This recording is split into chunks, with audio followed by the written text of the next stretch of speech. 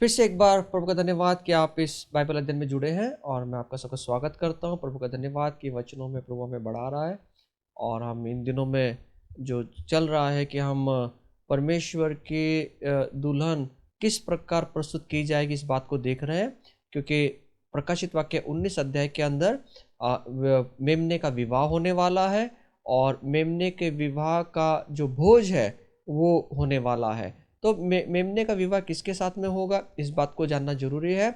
उसकी दुल्हन कौन है इस बात को जानना जरूरी है। और अभी तक हम उस बात को देखते आए हैं कि परमेश्वर ने उसकी कलीसिया को दुल्हन कहा है और जल्दी उसके सामने वो प्रस्तुत होने वाली है। इसलिए दुल्हन का कितना महत्व है इस बात को समझें, उसमें जुड़े रहें और परमेश्वर ने उसके शरीर में जुड़ने के लिए कहा गया है। तो आइए हम आगे बढ़ें और हम प्रार्थना करें। प्रभु हम धन्यवाद करते हैं फिर से एक बार आज के दिन के लिए, जब हम बाइबल का अध्ययन करते हैं। प्रभु जी आप हमारे साथ में बने रहें। हम तुझसे चाहते हैं प्रभु जी और अधिक प्रकाशन तेरे वचनों से हमें मिले और हमारे जब हम दुल्हन के रूप में जब प्रस्तुत होंगे दूल्हे के सामने, तो हमारा जीवन भी वैसा हो, सुंदर हो और दूल्हा हमें स्वीकार करे, ऐसा होने पाए। खुदा बाप तेरे नाम की महिमा देते हुए यीशु के नाम से मांगते हैं, आमीन। दोस्तों हम इफिसियों 5 अध्याय 25-27 वचन में आते हैं। प्रकाशित वाक्य के 19 अध्याय को लेकर हम चल रहे हैं इस समय और इफिस 5 अध्याय 25-27 वचन में हम देखते हैं कि कलीसिया को क्या कहा गया है, कलीसिया का क्या महत्व है। यह वचन कलीसिया को मसीह की दुल्हन के रूप में बताता है।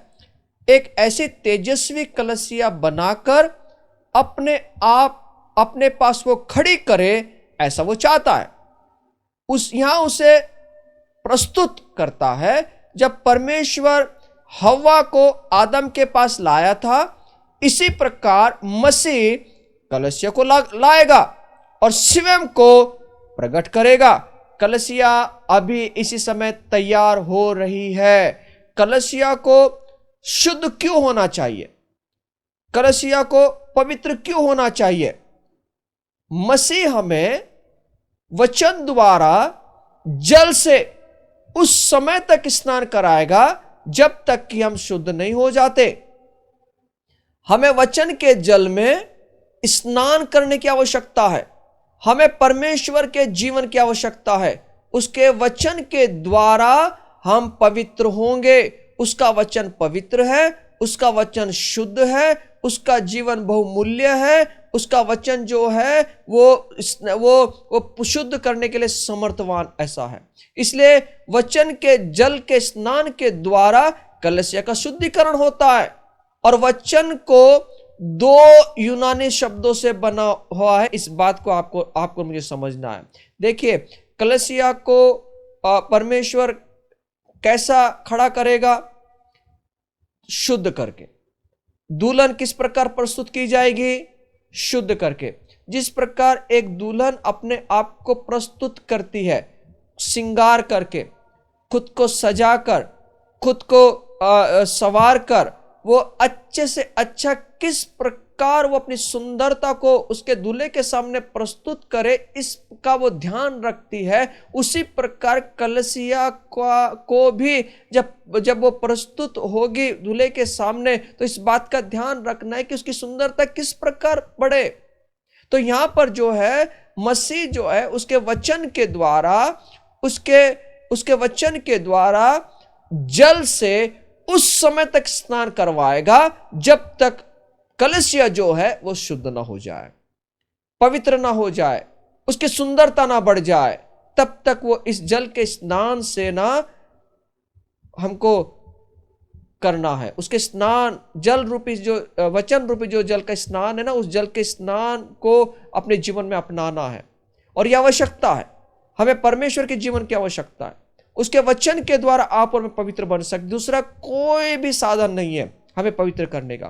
दूसरा कोई भी साधन नहीं हमारे जीवन में शुद्धता निर्माण करने का। एक ही है, यीशु मसीह का लहू और परमेश्वर का वचन। ये 2 ही बातें जो हमारे जीवन को शुद्ध कर सकती है, निष्कलंक कर सकती है और परमेश्वर के सामने शुद्धता में लाकर वो खड़ी कर सकती है। और वचन जो है वो यूनानी भाषा में 2 प्रकार से बताया गया है। एक है लोगस है, एक है रेमा है। रेमा कहा गया है।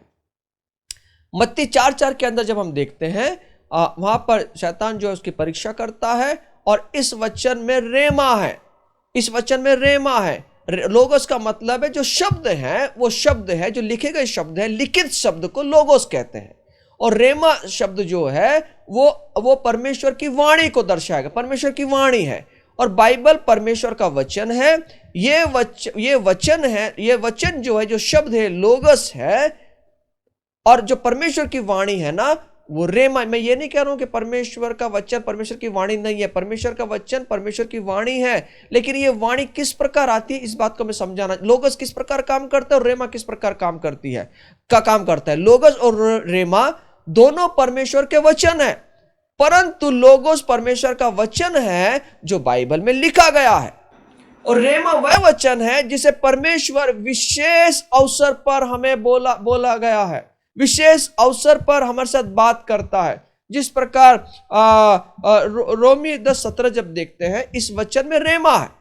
इसका अर्थ मसीह जब तक हमें पहली बार बोलता है तब तक विश्वास नहीं करते। जब परमेश्वर हमारे जीवन में अंदर बात करता है, अंदर। एक बार देखिए, पतरस जो है वो पेंटिकोस के दिन वो वचन देने के लिए शुरुआत हुआ, वचन उसने दिया, और वहां परमेश्वर का वचन कहता है, प्रकाश प्रेरित इसका 2 अध्याय 37 के आगे जब पढ़ेंगे आप, और मैं यह 2 अध्याय पूरा पढ़ लेते हैं, तो वहां पर पतरस खड़ा होता है और पतरस यीशु मसीह के बारे में वहां पर उपदेश देता है। और वहां पर वचन कहता है कि लोगों के मन वो छिद गए, लोगों के मन में वो वचन ने काम किया।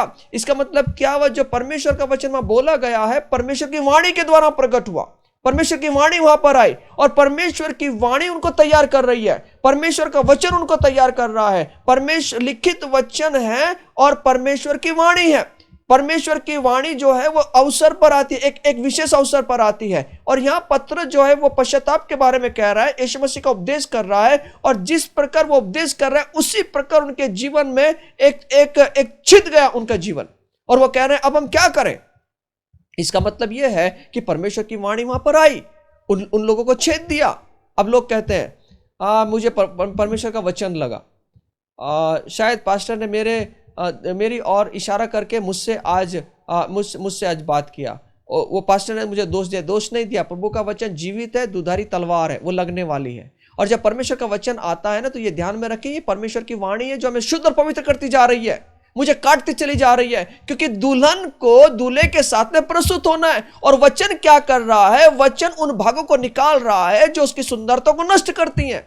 अगर हमारे चेहरे सुंदर है, उसमें काला दाग लग जाए, तो हम डॉक्टर के पास में जाते, स्किन वाले डॉक्टर के पास में, भैया इसको निकाल दे, दाग अच्छा नहीं दिख रहा है, ये मेरे दूल्हे को पसंद नहीं आएगा, इसलिए क्रीम, लाली, पाउडर लगा कर उस दाग को हम छिपाना चाहते हैं। ओ मेरी बहन, मेरे भाई, परमेश्वर का वचन वही है। वो जो दाग है ना, जो चेहरे की सुंदरता को जो बिगाड़ देती है ना, परमेश्वर का वचन वही काम कर रहा है।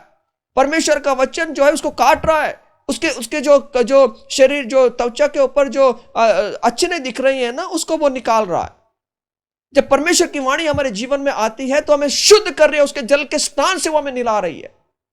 परमेश्वर का वचन हमारे पास में आता है, वचन रूपी जल स्नान करा रहा है। मतलब स्नान कब करता है? गंदगी को दूर करने के लिए।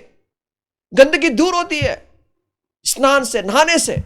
तो परमेश्वर वही कर रहा है, परमेश्वर उसके वचन रूपी जल स्नान हमें करा रहा है। इसका मतलब हमारी गंदगी को दूर कर रहा है। जब परमेश्वर का वचन हमारे पास में आता है, वो लगता है ना, तो इसका मतलब यह है परमेश्वर हमारी दागों को निकाल रहा है और उसकी कलसिया को बना रहा है परमेश्वर। अरे जब खुदा के पास में जाएंगे ना, उसकी दुल्हन सुंदर होनी चाहिए, और उसकी सुंदरता जो है ना, उस परमेश्वर के वचन से आती है। परमेश्वर का वचन लिखित वचन है और परमेश्वर का वचन रेमा है, उसकी वाणी है। इस बात को समझे आप। परमेश्वर का वचन जो है ये अद्भुत वचन है। जब हमें लगता है ना परमेश्वर का वचन, उसको अपनाकर हम आगे बढ़ें। और हम उसी प्रकार देखते हैं जब पतरस जो है, यहाँ पर देखते हैं पतरस जो है ना, जब वो पानी पर चलने के लिए आता है तो वो परमेश्वर को पूछता है कि प्रभु अगर तू है, जब यीशु मसीह पानी पर चलते हुए आते हैं तो पतरस देखता है और यीशु कहता है कि मैं हूं। तो पतरस को कहता है कि प्रभु अगर तू है तो मुझे कह दे, मैं आ जाऊं। तो यीशु मसीह कह रहे ये आ जा।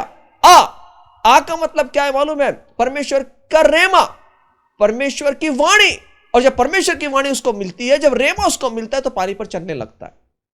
रेमा का मतलब एक विशेष अवसर पर दी गई वाणी है।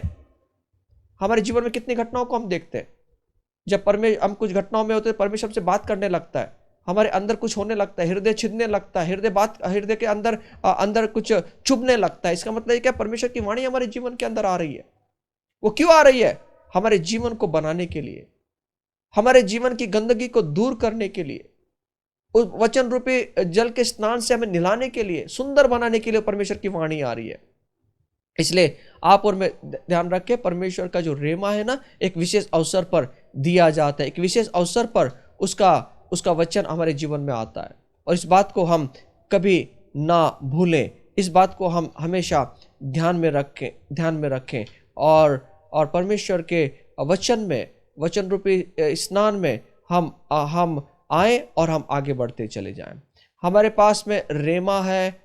रेमा इसलिए कि हम आगे बढ़ें और हमारे जीवन के अंदर हम वचन के द्वारा अपने जीवन में जो सुंदरता है उसको बढ़ाते चले जाएं। किस प्रकार मसीह कलीसिया को परिपक्व बना रहा है, किस प्रकार मसीह जो है उसके कलीसिया को परिपक्व बनाकर, सुंदर बनाकर बना रहा है? रेमा के जल के स्नान करवाकर वो उसको शुद्ध कर रहा है। जल जीवन को बताता है और ये जीवन जो है ये उस जीवन का प्रतिरूप है जो मसीह की मृत्यु के छुटकारे के द्वारा दिया गया है। मसीह अपने वचन, अपने रेमा में अपना जीवन हमें शुद्ध करने के लिए उपयोग कर रहा है। जो वचन क्यों दे रहा है? हमें शुद्ध करने के लिए। अर्थात मसीह जो है हमें अपने वचन के द्वारा अपने जीवन को शुद्ध करवाता है, हमारे जीवन को शुद्ध करता है उसके वचन के द्वारा। इसलिए कलीसिया मसीह से आती है। ध्यान में रख, कलीसिया जो है वो मसीह से आती है, बिना किसी पाप के। और उसमें स्वाभाविक जीवन नहीं है, ये खुद का जीवन नहीं है, ये मसीह का जीवन है। और ये जीवन कहां से आता है? परमेश्वर के वचन से आता है। परमेश्वर में अपने वचन के द्वारा शुद्ध करता है। जब प्रभु का वचन रेमा बनकर आता है, प्रभु का वचन हमसे बातें करता है, यह बताता हुआ कि यह गलत है और हमारे अंदर का जीवन हमसे मांग करता है कि हम इससे निपटें। और ये हमारा दैनिक जीवन होना चाहिए, रोज का जीवन होना चाहिए कि प्रभु तुम मुझसे बात कर, प्रभु तेरी वाणी दे, प्रभु मैं कहां पे मेरे जीवन के अंदर कलंकित हूं, मैं कहां पर मेरे जीवन के अंदर झुर्री लगी हुई है, प्रभु इसको इस तेरे वचन के अनुसार मुझसे बात करके इनको निकाल दे, साफ कर दे। और ये रोज का जीवन होना है। हमेशा वचन जो है जल है, उसकी शुद्धता हमें पवित्र करता है। कलीसिया का विकास जो है उन वचनों पर निर्भर है जिन्हें प्रभु बोलता है। कलीसिया जब विकास करती है, जब कलीसिया आगे बढ़ती है, इस बात पर निर्भर है कि हम वचनों को किस प्रकार लेते हैं, कैसे प्रभु हमसे बात करता है, किस प्रकार हम उसको अपनाते हैं। इस बात पर हमारे विकास आगे है। आज की कलीसिया उत्पत्ति की उत्पत्ति का जो दूसरा अध्याय है ना, हवा के समान नहीं है। क्योंकि कलीसिया का पतन जो है जो दो के समान है। जैसे हवा का पतन हुआ, हवा का हमें मालूम है कि उसने पाप किया, लेकिन प्रभु जो है ना, वो कलीसिया को उसके वचन के द्वारा शुद्ध करता हुआ वो आगे बढ़ता है। वो रोज उसके वचन के द्वारा, वचन रूपी जल के द्वारा वो हमें स्नान करवाता है, हमें शुद्ध करता है। परमेश्वर की योजना में कलीसिया पूर्ण रीति से पाप रहित होना है। जिसने कभी पाप नहीं किया है ऐसा कलीसिया को बनना है। इस बात को आपको मुझे समझने की जरूरत है मेरी बहन, मेरे भाई। इस बात को जानकर हम आगे बढ़े। महिमा इफिस 5:27 के अंदर मसीह कलीसिया के लिए प्रतीक्षा कर रहा है कि वे तैयार की जाए तथा मेरे प्रभु के सामने प्रस्तुत की जाए, यीशु के सामने प्रस्तुत की जाए। महिमा में कलीसिया का अर्थ है कलीसिया को महिमा में लाया जाएगा, या कलीसिया को महिमा में रखा जाएगा, या महिमा के वस्त्रों से उसको पहरावा जाएगा, या महिमा के वस्त्रों को वो धारण किया जाएगा। इस बात को भी आपको मुझे जानना है कि आप और मैं आगे बढ़े। अब बात यह है कि इस महिमा में कलीसिया में ना तो कलंक है, ना झुर्री है, या ना कोई ऐसी वस्तु होगी, परंतु निर्दोष तथा वो पवित्र होगी। प्रभु ने हमें इस प्रकार शुद्ध करेगा कि ऐसा दिखाई देगी कि मानो कलीसिया में कभी कलंक नहीं था, मानो कलीसिया में कभी झुर्री नहीं थी। कलीसिया ने कभी पाप किया, ना कभी वो कर सकती है। और ये सिर्फ निष्कलंक नहीं है, सिर्फ निष्कलंक नहीं है, इसमें झुर्री नहीं है, इस बात को भी दिखाया गया है। आपको मालूम है झुर्री किस में नहीं होती? झुर्री बच्चों में और जवानों में नहीं होती। झुर्री का मतलब है जो हमारे गाल है ना, उसमें झुर्रियां पड़ जाती हैं, उसमें लपटें आने लगती है। और ये लपटें किस में नहीं आती मालूम है? झुर्री किस में नहीं आती? ना तो बच्चों में आती है और ना जवानों में आती है। इस बात को ध्यान रखना। किसी व्यक्ति में झुर्रियां पाई जाती है, इसका अर्थ यह है कि उसकी आयु बढ़ रही है। आयु बढ़ने का चिन्ह क्या है? झुर्रियां आना है। लेकिन यहां पर परमेश्वर कहता है कि कलीसिया क्या नहीं होगी? उसमें झुर्री नहीं होगी। इसका मतलब क्या है? प्रभु कलीसिया को ऐसे स्तर तक लाना चाहता है जहां आयु के बढ़ना जैसे कुछ बात नहीं है। आयु नहीं बढ़ेगी कलीसिया की। कलीसिया एकदम जवान रहने वाली है, कलीसिया एकदम सुंदर रहने वाली है। वह कलीसिया में सब कुछ नया होने वाला है। वहां पे झुर्री नहीं। झुर्री का मतलब है बुढ़ापे की ओर बढ़ना, झुर्री का मतलब है उम्र बढ़ना है। लेकिन जो कलीसिया है ना, वो उसके वचनों के द्वारा एकदम नया बनती जाएगी, वो जवान रहेगी। वो उसका वचन उसको जवान बना के रखेगा। प्रभु का वचन जवान बनाता, उसमें झुर्री नहीं होगी। और परमेश्वर उसके वचन के द्वारा किसी भी कलीसिया में झुर्री नहीं पड़ने देगा। इसलिए मेरी बहन मेरे इस बात को समझे हम। जब कलीसिया प्रभु के सामने खड़ी होगी तब ऐसी दिखाई देगी मानो उसने कभी पाप नहीं किया, वह निष्कलंक बिना झुर्री के होगी। इसमें किसी भी प्रकार का दोष, कोई भी प्रकार का दोष उस कलीसिया को नहीं लगा पाएगा। कलीसिया पवित्र और दोष रहित होगी, पवित्र होगी, बेदाग होगी। परमेश्वर कलीसिया को ऐसे स्थान पर ले आएगा जहां भी उसका कोई भी विरोध नहीं कर सकता। ना शैतान कर सकता है, ना कोई व्यक्ति कर सकता है, ना कोई चीज कर सकती है। कोई भी उसके ऊपर दोष नहीं लगा सकता। और परमेश्वर पूरी तरह से उसको स्थिर करके सुंदरता के साथ में उसको खड़ा करेगा, कलीसिया को। और हम तब उसकी जाकर दुल्हन बनेंगे। आज मैं आपसे ये कहना चाहता हूँ मेरे भाई, कलीसिया में जुड़े रहें, उसके वचन में बने रहे। और जब परमेश्वर का वचन हमसे बात करता है तो उसको अपना लें और परमेश्वर से कहें, प्रभु मेरे जीवन के अंदर ना तो कलंक आने दे, ना मेरे अंदर झुर्री आने दे। और इन बातों को हम समझें और जल्दी ही यीशु मसीह के सामने उसकी दुल्हन को प्रस्तुत किया जाएगा। क्या आप उनमें तैयार हैं उसके सामने खड़े होने के लिए? ना तो झुर्री ना कलंक उस कलीसिया में होगा। और प्रभु का धन्यवाद, ऐसी कलीसिया में प्रभु ने हमको ला के खड़ा कर दिया है। आइए हम प्रार्थना करें। खुदा बाप, हम प्रार्थना करते हैं इस समय जब तेरे सामने दुल्हन को प्रस्तुत किया जाएगा प्रभु, ना तो उसमें झुर्री होगी, ना उसमें कलंक होगा, ना उसमें दाग होगा। वो हमेशा वचन रूपी स्नान वो करती रहेगी। हम प्रार्थना करते हैं प्रभु, जिस बात को आपने समझा उसके लिए धन्यवाद देते हैं प्रभु। हम दुआ करते हैं तुझसे कि तेरे शरीर का एक भाग बनकर हमारे जीवन को हम जिए। हम तुझसे दुआ करते हैं प्रभु जी कि रोज हमारे जीवन के अंदर वचन रूपी जल के स्नान में हम बने रहें प्रभु जी, शुद्धता में बने रहें, पवित्रता में बने रहें, तेरे वचनों में बने और परिपक्वता की ओर बढ़ते चले जाएं। और वचन ही जो हमारे जीवन को सुंदर बनाएगा, वचन ही जो हमारे जीवन को कलंक होने से बचाएगा प्रभु जी, झुर्री होने से बचाएगा प्रभु जी। इसलिए हम चाहते हैं कि तेरे वचनों की रेल चेल हमेशा हमारे जीवन में बनी रहे प्रभु, शुद्ध बने रहे तेरे वचनों को लेकर हम, और तेरे सामने खड़े होने के लिए हमें सहायता करना प्रभु जी। सब महिमा तुझे देते हुए यीशु के नाम से मांगते हैं, आमीन। गॉड ब्लेस यू, प्रभु को आशीष दे, आमीन आमीन।